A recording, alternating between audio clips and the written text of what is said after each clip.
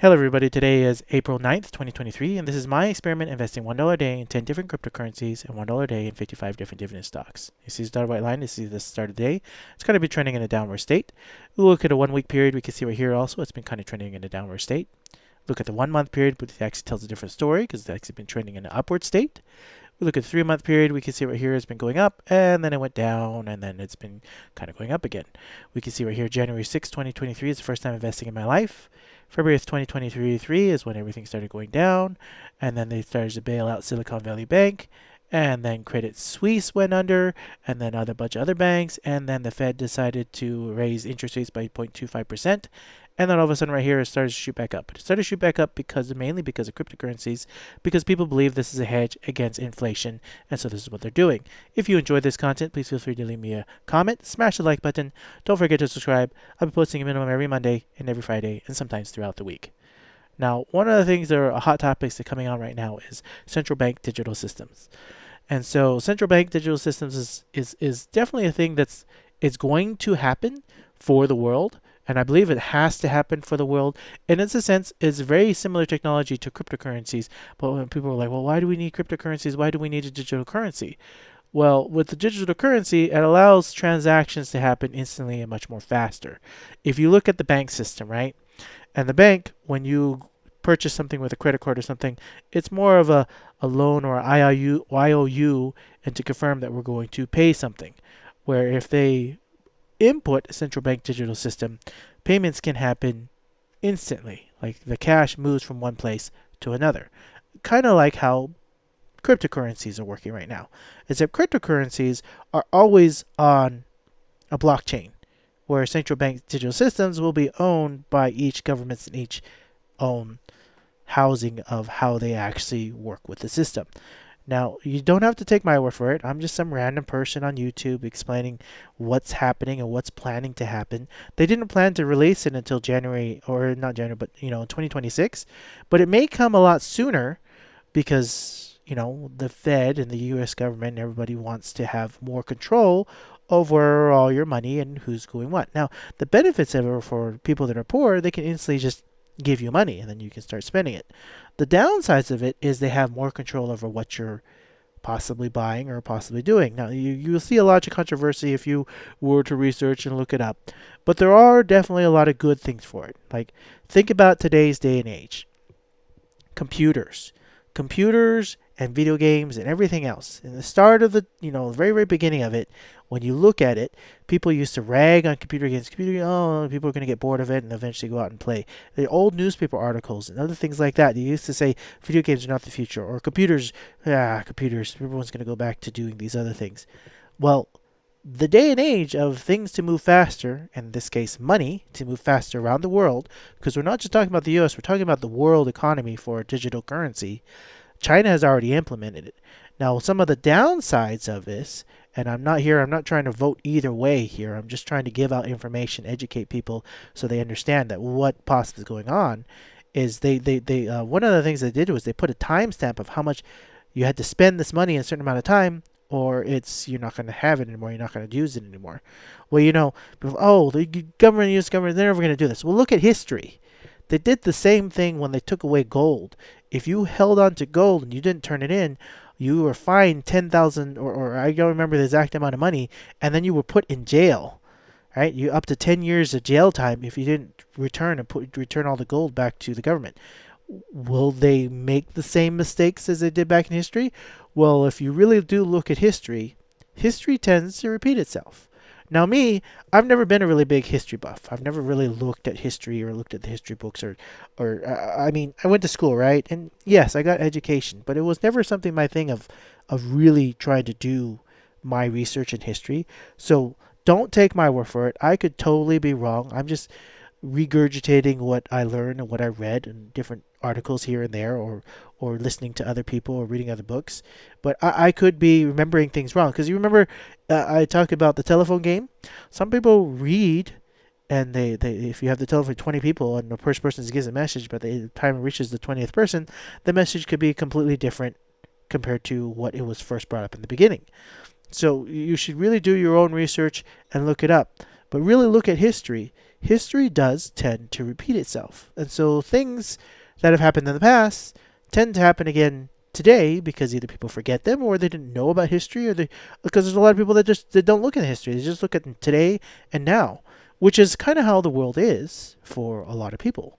We only look at what's happening to us today, our own experiences today. If you don't look at historical and you don't look at what's happened in the past, then you won't know. Now, why is it so important for the stock market? Well, the stock market is a lot, or investing in assets or anything that you're doing is a lot about historical. How did this company perform in the past?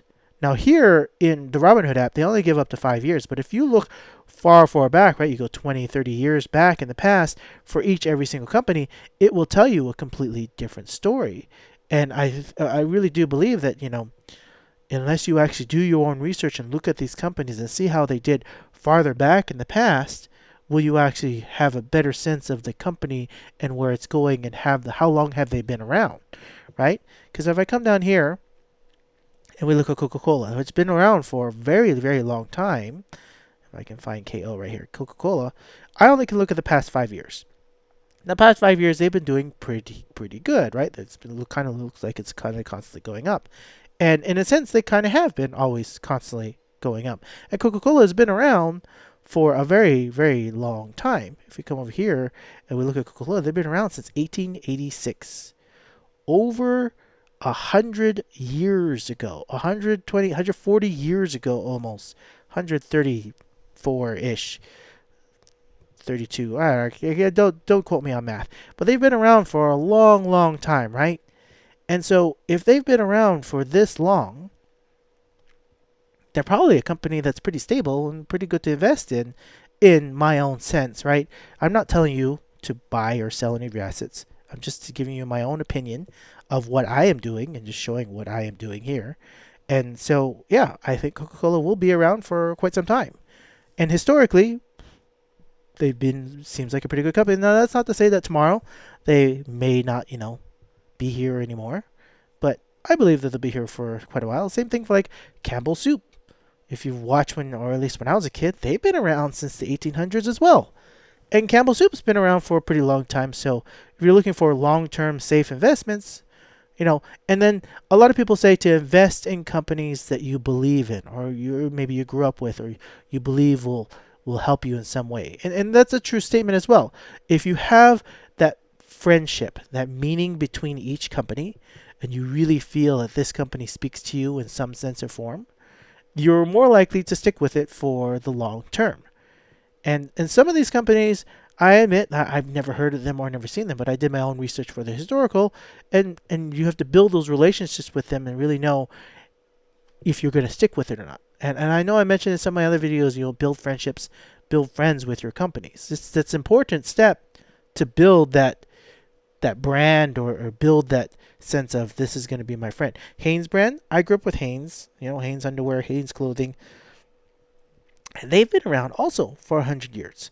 Now, the dividend yield only shot up really, really high because they actually cut their dividend payment down from a higher amount to a lower amount because they had to reinvest the money back into itself. Because, a lot of people during COVID weren't buying consumer goods such as Hanes brands and Hanes things. They were just saving their money. And so their dividend yield shot up because the percent compared to how much their stock is going. Plus, the stock actually started tanking. Because if you look at the 5-year period, it just went way down during COVID, and they're still way down.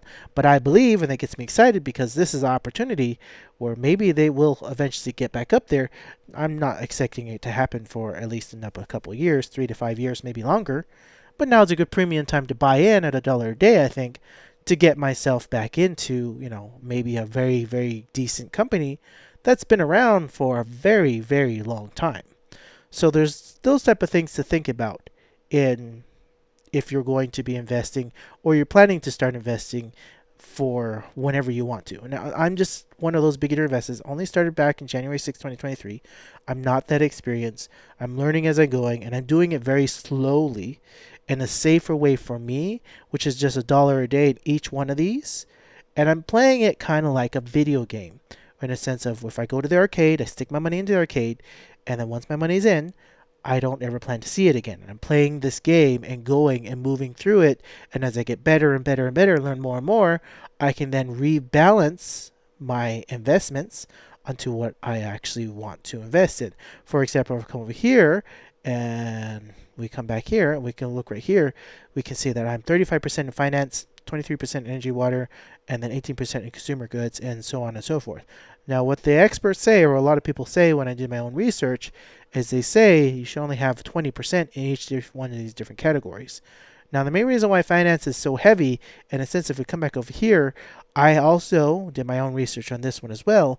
In my stocks here at the very, very bottom, main, main, SLRC, gain, SLG, good, and EFC, these particular dividend stocks as of right now pay a monthly dividend every single month, where some of these other ones only pay quarterly or 3 times per out of a year.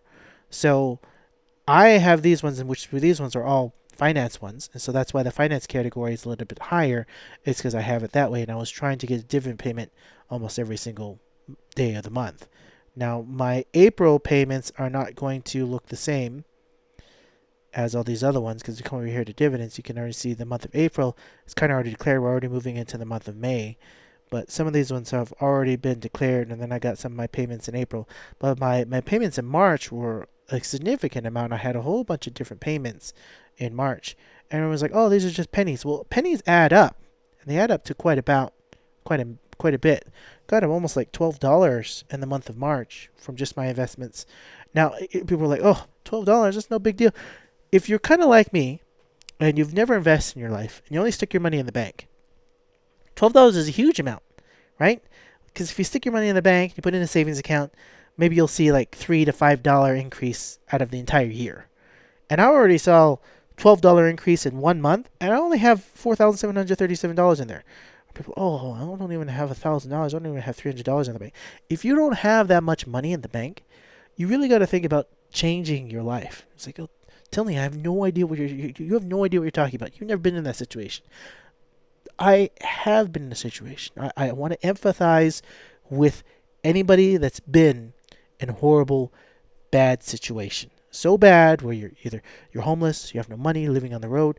When I told this story in some of my other videos as well. I'm going to repeat this story. When I was younger, my dream job was to go and be one of those garbage men that hang on the back of the dump trucks and pick up big huge trash cans and throw them in with those big muscles. I was like, oh, that's my dream job. And then they brought in those automated machines that come in. I'm talking about history of life, right? Things change, and you have to be dynamic and change with it. Now, the reason why this is important is I was training myself to actually sleep on the road and be homeless. And so I was, in a sense, really trying to do those different things. Oh, okay, well, maybe that's a low dream or whatnot. Well, I also had other higher dreams as well, such as being an 18-wheeler driver and other different type of things as well. And I've been in those situations where when I finally landed a job to be an electrician, worked for a great company, and I was like, okay, I'm gonna buy, I'm gonna buy a car so that I can get to and from work. Well, I bought a lemon car, and that lemon car, it broke down. And then I had to learn to try to fix it. Tried to fix it several times. It kept breaking down, and so I was now in debt for buying this car, right? And I couldn't do anything with it. Couldn't really sell it. I couldn't really do anything. So I didn't have any money. So I had to walk to work 5 miles carrying tools as an electrician. Walk to work, and then I had to walk back home. Now that's another 5 miles. So that's 10 miles a day just to get to work and from back home. Why do you catch a bus? I didn't even have money to go and pay for the bus. So I had to walk to and from work. I had to make just plain bread sandwiches with whatever I could, whether it was, peanut butter and jelly or whatever I could afford that could make it so that I could make it too. It's like, okay, well, if you did it for so long, why don't you just purchase something else? Well, when you're in debt, right, like a lot of people today, and debt's increasing with interest rates going higher, the money that you think you're making is not yours anymore. You have to pay off the debt, or you have the chance to lose everything. It's like, oh, okay, well, why can't you think about buying other asset classes or doing other things? Why don't you invest in real estate with money that you have now? Investing in real estate is, and I do believe that, a lot of rich people do it. But for me, I cannot risk my family's livelihood as of the current moment in time with the chance of losing everything. Now, if you can do that, you talk to your family, you talk to everybody, and they said, yes, go ahead, invest, gamble, possibly lose everything. Because a lot of people, they don't make it because they can't handle this, right? If you look at this money right here, if this was $100,000 and all of a sudden it dropped down to $20,000 and you panicked, you needed this money right now and today, and you had to sell it all, then you just lost $80,000 and you don't have any more money. The same thing applies to anything. If you were to invest in a house and the house tanks, you can't find people to be in the house, or say something breaks in the house, right? Say a hole breaks in the roof, say the water heater breaks, or say, for example, you have a swamp cooler on the roof and the swamp cooler breaks and it starts flooding your house. Now you have flood damage, electrical damage, water damage. And I'm not trying to be negative here. I'm just trying to tell you the facts. I've, as an electrician, and I've worked in construction, I've seen this happen to a lot of people, and I have to come in and repair or do the work. And so these type of things happen to people every single day. Or the one of the worst ones, right? You buy a house and underneath the sewer system, the sewer line breaks. And you have to dig down under your house, or dig down under the foundation and find the pipe and then fix it. But that may only just be one of many leaks. For example, my father's home, that happened to him. Right? Bought his house. 5 years later, the swamp line broke. He had to spend $20,000 just to fix it. Do you have just $20,000 laying around that you can pay for it if you invest in a house and have to start doing these things? Oh, I have renters. In today's day and age, where interest rates are going high and inflation is still high, can you find residents that are going to stay in there and not trash your house and break your house down? Now, I'm not trying to be negative here. I'm just trying to get people to have a grand scope of, think about everything that's involved. Don't just think, oh, it's only going to cost me, $500,000 and I'm going to buy this house and good. Think of the $500,000 and then give yourself a good huge buffer. 30% of that is going to go into extra costs, whether fixing, maintenance, repairs, or anything else like that. And it doesn't have to be 30%, but just start thinking of all those extra costs and how are you going to get the money? Oh, I'm going to borrow from other places. Okay, well, if you borrow from other places with interest rates high, do you have enough money to make the payments or enough income for it?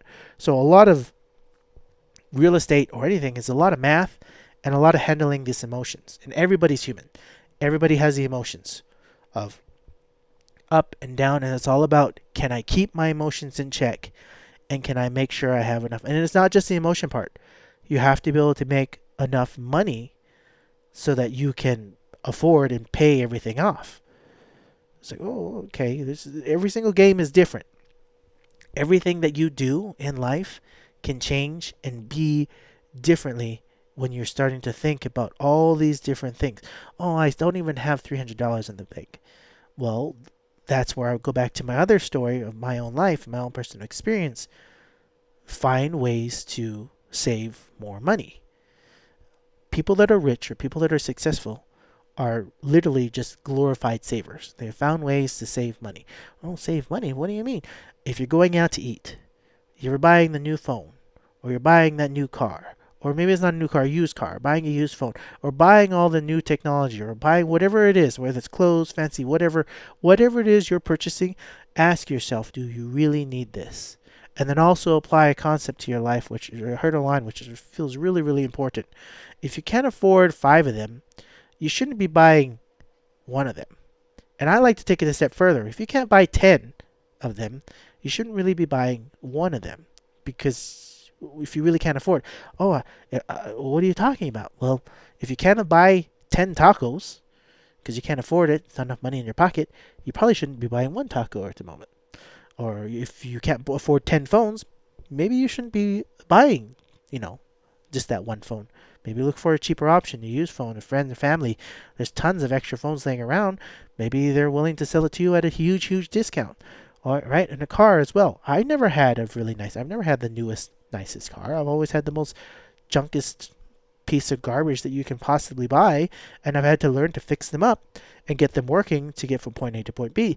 And cars are, and I'm not trying to rag on anybody, but cars are destined kind of like a luxury item, because I used to, and I still do have to sometimes, walk to work. If you have to walk to work because you can't afford the gas, because gas prices are going so high, you can't afford the car, maintenance, or everything else like that, walk to work. Oh, it's too far.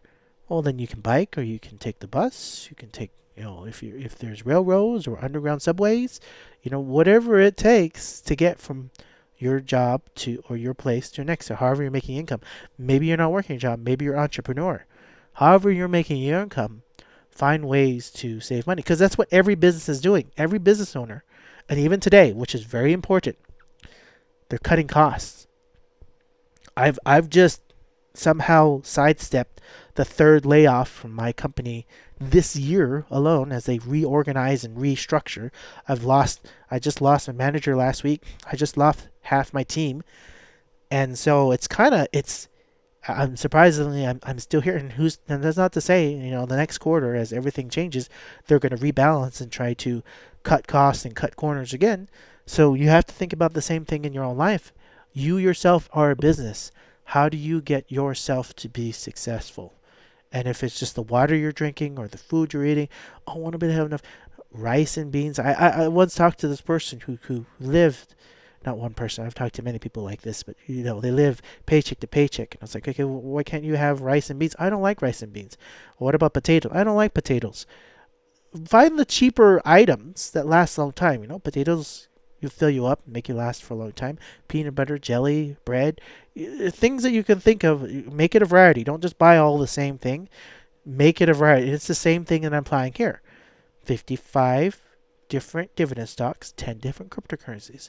I'm not eating the exact same thing every single day. I'm not getting bored of it because I change it up. People there say, oh, just eat ramen every day. Change it up. Have a whole set of different food for at least every single day of the month, right? If you're thinking of the month of April, right? Maybe you'll eat tuna, maybe you'll eat bread and peanut butter, maybe you'll have rice and beans, maybe you'll have some chili. Think of all the different cheap type of things you can do so that you're eating something different each day, but it's different but affordable. And apply those concepts to your life, and it can change your life and get you to the next step, the next level. So why am I doing so many different ones? I'm diversified. I'm not getting bored. I can see how everything is going. And in a sense, I've actually not really lost anybody, even though a lot of these ones are down. If I were to sell everything now, I would still almost break even, in a sense. Now, still, I have to pay taxes on everything, but I still almost break even because I'm diversified in so many different things and eventually giving each one a time to jump themselves back up. Now, if you enjoy this content, if you stayed here this long, thank you so much. Please feel free to leave me a comment. Not just leave me a comment. Tell me what I'm doing good. Tell me what I'm doing bad. Tell me how I can improve. I want to hear from you. I'm doing this for everybody. As a public, this is what I'm doing. This is what happens if you were to invest $1 a day in a cryptocurrency or $1 a day in a dividend stock. Where would it be today? And I'm just showing you my own experience, sharing my life stories, and hoping that it will help in some way to either entertain you, lighten your burden, or give you ideas to branch out and think outside of the box. Thank you again for being here. Leave me a comment. Smash the like button. Don't forget to subscribe if you haven't subscribed already. And I will catch you all in the next video.